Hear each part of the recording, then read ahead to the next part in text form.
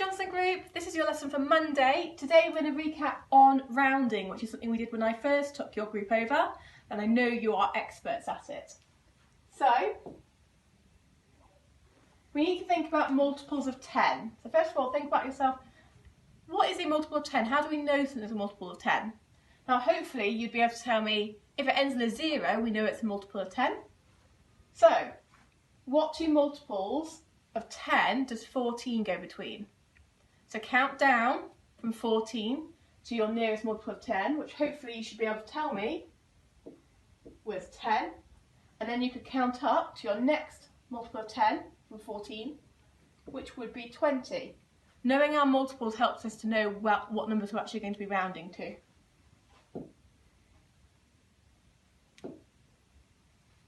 So again, 36. Pause this video, write down the two multiples of 10 that 36 comes between. So pause it and we'll go over it. Okay, so hopefully you counted down and got to your 30, and then you counted up and got to your 40. Okay, so hopefully you recognise this poem as we did a lot of focus on it.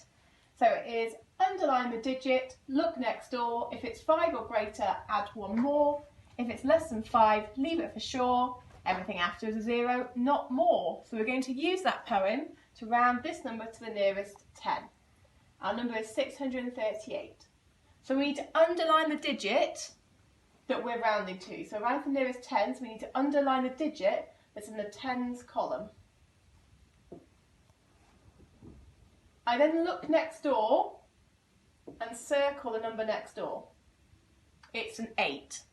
So if it's 5 or greater, add one more. If it's less than 5, leave it for sure. 8 is 5 greater, so we add one more to the underlined number. The number to the left stays the same.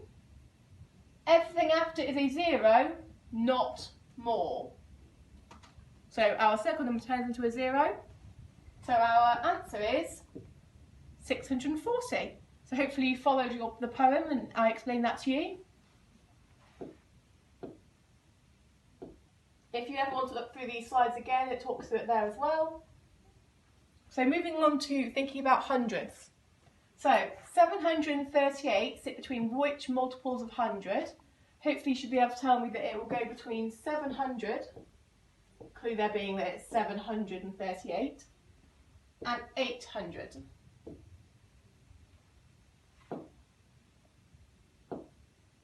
So again, we're going to use our poem again to round this to the nearest 100. So this one I want you to pause the video, follow the poem to round the nearest 100. Pause it and we'll go through it. Okay, let's see how you got on compared to the poem. So underline the digit. We're rounding to the nearest 100. So the digit we underline is a 6. We look next door and circle it. We've circled a 3. So we know that that's less than 5, so we leave the underlined number. So that stays the 6. Everything after the 0, not more, so the 3 turns into a 0, and the 8 turns into a 0, meaning 638 round to the nearest 100 is 600.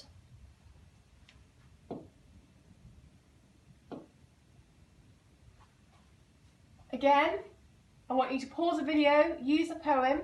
It is a bigger number, but again, you're still only rounding to the nearest 100, so all you need to think about is that hundreds column. Okay, let's see how you got on. Round to the nearest 100, underline the digit, the number in the hundreds digit is that one. We look next door, see a 7, we know that's 7, that's 5 or greater, so we add one more to the underlined number, so 2 add 1 is 3. Numbers to the left stay the same, but everything after is a 0, not more. So that is a number that you should have got.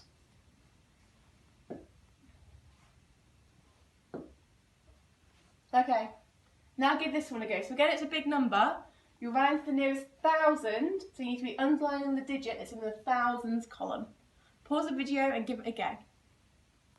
Okay, so the number in the thousands column is 5, so I'm going to underline that digit.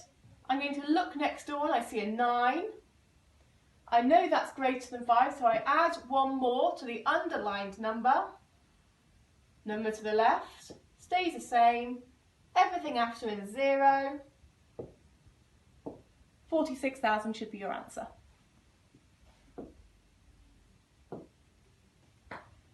Okay, another one. Round to the nearest 1,000. Pause the video, give it a go. Okay, so again, round to the nearest 1,000. Number in the thousands column is 2. Look next door and you see it's a 9. We know 9 is greater than 5, so we add one more to the underlying number. Everything for the left is the same. Everything after is a 0. So that should be your answer. So what you're going to be doing today is working through these slides. First we'll round these to the nearest 10,